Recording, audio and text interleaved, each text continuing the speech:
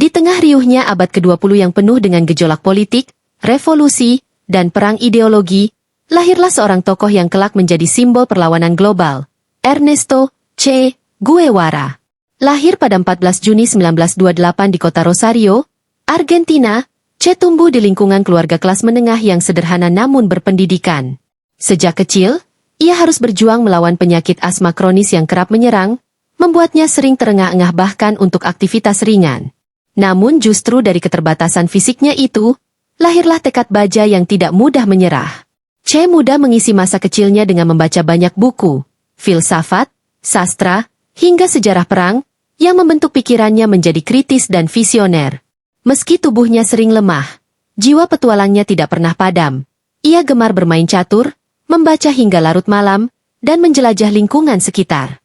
Dari bocah berpenyakit asma inilah, dunia kelak menyaksikan lahirnya sosok revolusioner yang wajahnya menjadi ikon global, terpampang di kaos, mural, hingga bendera di berbagai penjuru dunia. Seiring bertambahnya usia, rasa ingin tahu Che semakin tak terbendung.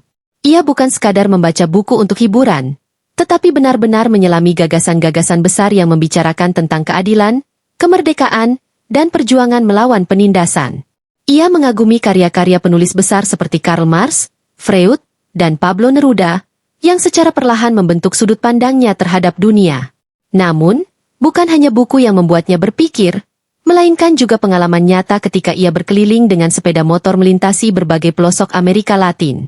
Di desa-desa terpencil, Che melihat anak-anak kurus kering tanpa makanan cukup, para pekerja tambang yang batuk darah karena tidak ada perlindungan kesehatan, dan petani yang kehilangan tanah mereka akibat keserakahan perusahaan besar.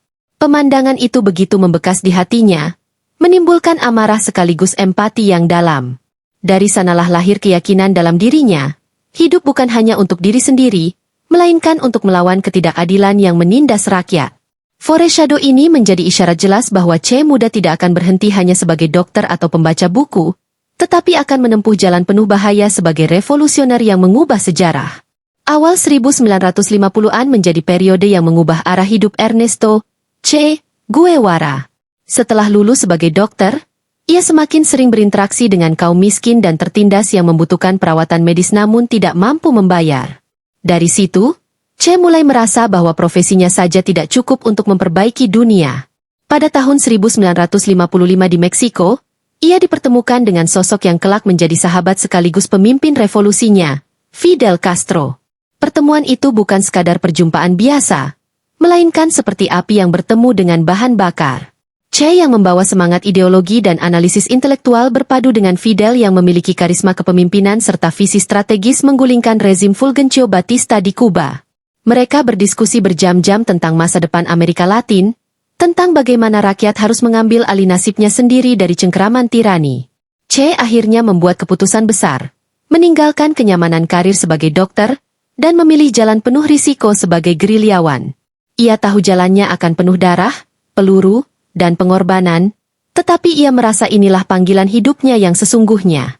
Dari sinilah perjalanan Che sebagai revolusioner sejati dimulai. Perjalanan Che Guevara bersama Fidel Castro dan pasukan gerilya Kuba bukanlah kisah kemenangan yang instan, melainkan perjalanan panjang penuh penderitaan, pengkhianatan, dan tekad baja. Pada tahun 1956, Che bersama sekitar 80 orang gerilyawan menaiki kapal kecil bernama Granma dari Meksiko menuju Kuba. Namun misi itu nyaris gagal total. Kapal mereka hampir karam. Sebagian besar pasukan tertangkap atau terbunuh saat tiba di daratan. Hanya segelintir orang yang selamat, termasuk Che dan Fidel, yang kemudian bersembunyi di pegunungan Sierra Maestra. Dari hutan lebat inilah, mereka membangun basis perjuangan. Che tidak hanya berperan sebagai dokter yang merawat luka kawan-kawannya, tetapi juga turun langsung memanggul senjata, memimpin serangan kecil, dan membangun hubungan dengan petani setempat. Kedisiplinannya yang keras, keberaniannya di medan tempur, dan idealismenya yang tak tergoyahkan membuatnya disegani. Tahun demi tahun perjuangan itu berlangsung, hingga akhirnya pada 1 Januari 1959, Revolusi Kuba berhasil menggulingkan rezim diktator Batista. Kemenangan itu bukan hanya milik rakyat Kuba, tetapi juga menandai lahirnya Che sebagai simbol revolusi internasional. Dari seorang dokter biasa, kini ia menjelma menjadi komandan legendaris yang kisahnya menggema ke seluruh dunia. Setelah revolusi Kuba menang, Che Guevara tidak hanya dipandang sebagai pahlawan perang, tetapi juga dipercaya memegang jabatan penting dalam pemerintahan baru. Ia sempat menjadi Presiden Bank Nasional Kuba, dan kemudian Menteri Perindustrian. Dengan idealisme yang tinggi, Che berupaya membangun sistem ekonomi baru yang bebas dari kapitalisme dan dominasi Amerika Serikat. Ia mendorong program industrialisasi, reformasi agraria, pendidikan gratis, serta pelayanan kesehatan universal bagi seluruh rakyat Kuba. Banyak rakyat kecil yang merasakan manfaat nyata dari kebijakan-kebijakannya. Namun, di balik niat baik itu, terdapat sisi lain yang jauh lebih keras. Che percaya bahwa revolusi harus dijaga dengan tangan besi, sehingga ia tidak ragu menandatangani hukuman mati bagi musuh politik yang dianggap mengancam kelangsungan revolusi. Tindakan inilah yang membuat citranya penuh kontradiksi. Bagi sebagian orang, Che adalah penyelamat kaum tertindas, tetapi bagi sebagian yang lain, ia adalah algojo revolusi yang kejam. Kontradiksi ini membayangi seluruh perjalanan hidupnya, mencerminkan betapa sulitnya menyeimbangkan idealisme dengan realitas politik yang penuh tekanan. Meskipun telah memegang posisi penting dalam pemerintahan Kuba, Che Guevara tidak pernah merasa cukup hanya berhenti pada satu revolusi. Baginya, kemenangan di Kuba hanyalah awal dari perjuangan panjang untuk membebaskan seluruh rakyat Amerika Latin dari belenggu imperialisme. Pada pertengahan 1960-an, Che mulai jarang muncul di depan publik. Ia menghilang secara misterius, menimbulkan spekulasi luas baik di dalam maupun luar negeri. Diam-diam, ia meninggalkan kenyamanan jabatan menteri dan kehidupan aman di Havana untuk kembali ke hutan belantara, kali ini di Afrika. Ia mencoba membantu gerilyawan di Kongo, berharap bisa memicu revolusi melawan kolonialisme di benua itu. Namun, misinya gagal karena kurangnya dukungan lokal, perbedaan budaya, dan perpecahan di antara pasukan pemberontak. Meski kecewa, Che tidak menyerah. Ia kembali merancang strategi baru, dan pilihannya jatuh pada Bolivia. Di sana, ia berharap dapat menyalakan api revolusi yang akan menyebar ke seluruh Amerika Selatan. Keputusan ini menjadi titik penting yang menandai tekadnya. Che memilih jalan hidup sebagai pejuang abadi, meski ia sadar jalannya semakin berbahaya dan penuh resiko. Perjalanan Che Guevara di Bolivia ternyata jauh lebih sulit daripada yang ia bayangkan. Ia datang dengan keyakinan bahwa semangat revolusi akan mudah menyebar di kalangan petani miskin, seperti halnya di Kuba. Namun, kenyataan di lapangan sangat berbeda. Petani Bolivia tidak mudah percaya kepada orang asing, terlebih lagi seorang pria beraksen Argentina yang membawa ideologi besar. Dukungan lokal yang minim membuat pasukan kecilnya sering kelaparan dan terisolasi. Medan Bolivia yang penuh hutan lebat dan pegunungan curam juga menguras tenaga. Lebih parah lagi, CIA dan pasukan Bolivia sudah sejak awal melacak gerak-geriknya, dengan peralatan intelijen canggih yang jauh melebihi kemampuan gerilyawan Che. Satu demi satu anak buahnya gugur, ada yang tertembak dalam baku tembak, ada pula yang menyerah karena kelelahan dan ketakutan. Di tengah kondisi itu, Che tetap berusaha menulis catatan harian, mencatat perjuangan kecilnya dengan tinta perjuangan yang penuh idealisme. Namun setiap catatan itu terasa seperti pesan terakhir dari seorang pejuang yang sadar ajal semakin dekat. Semua tanda mengarah pada satu hal, perjuangan ini tidak akan berakhir dengan kemenangan, melainkan dengan tragedi yang akan mengukir sejarah. Pada awal Oktober 1967, perjuangan Che Guevara mencapai titik akhir. Setelah berminggu-minggu bersembunyi di hutan Bolivia dalam kondisi sakit, lemah, dan terisolasi, pasukannya akhirnya terjebak dalam penyergapan militer. Che yang terluka di kakinya tidak mampu bergerak cepat, sehingga ia berhasil ditangkap hidup-hidup pada 8 Oktober 1967 di lembah Quebrada del Uro.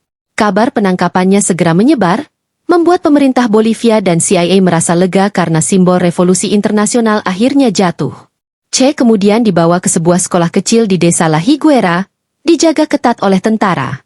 Malam itu, ia duduk di ruangan sederhana dengan dinding kusam, menunggu nasib yang sudah hampir pasti, kematian. Beberapa saksi mata mengatakan bahwa meskipun tubuhnya lemah dan wajahnya penuh debu serta luka, sorot matanya tetap tajam, seakan menantang dunia hingga detik terakhir.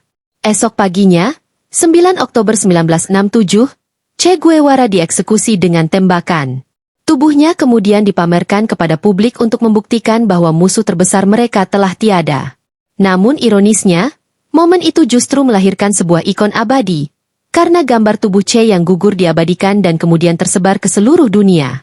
Kematian Che Guevara di Bolivia bukanlah akhir dari pengaruhnya, justru menjadi awal dari kelahirannya sebagai legenda dunia.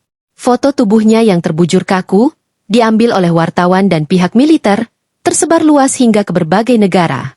Ironisnya, apa yang dimaksudkan pemerintah Bolivia dan CIA sebagai bukti berakhirnya ancaman revolusi malah menjadikan Che sebagai simbol perlawanan abadi. Wajahnya yang difoto hidup-hidup sebelumnya oleh Alberto Korda, dengan sorot mata tegas, berat khas dengan bintang merah, menjadi ikon global yang dicetak di poster, mural, hingga kaos. Anak muda di seluruh dunia menjadikannya lambang keberanian melawan penindasan dan ketidakadilan. Dari Amerika Latin hingga Asia dan Afrika, nama Che disebut dalam demonstrasi mahasiswa, perlawanan rakyat, dan gerakan anti-imperialisme. Ia dipuja sebagai pahlawan idealis, meski tetap dihujat oleh mereka yang melihatnya sebagai pelaku kekerasan. Warisan ini menciptakan paradoks.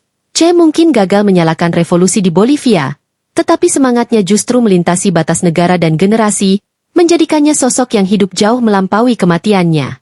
Kisah hidup Ernesto Che Guevara berakhir di usia 39 tahun. Namun warisannya terus hidup melampaui batas waktu dan generasi. Dari seorang bocah rapuh yang sering terserang asma di Rosario, Argentina, ia menjelma menjadi dokter keliling yang menyaksikan penderitaan rakyat kecil, lalu berubah menjadi komandan revolusi yang menorehkan sejarah.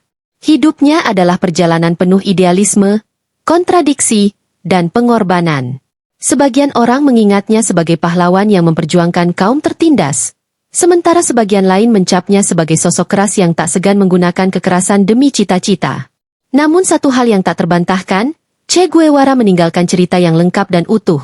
Ia hidup sesuai keyakinannya, ia berjuang dengan sepenuh hati, dan ia rela mati demi gagasan yang diakini benar. Wajahnya kini menghiasi mural, poster, hingga kaos di seluruh dunia, bukan sekadar gambar, tetapi simbol dari keberanian untuk menentang ketidakadilan. Dengan demikian, Che bukan hanya tokoh dalam buku sejarah, melainkan sebuah legenda yang mengingatkan kita bahwa keyakinan bisa mengubah arah hidup seseorang, bahkan menggetarkan jalan sejarah sebuah bangsa.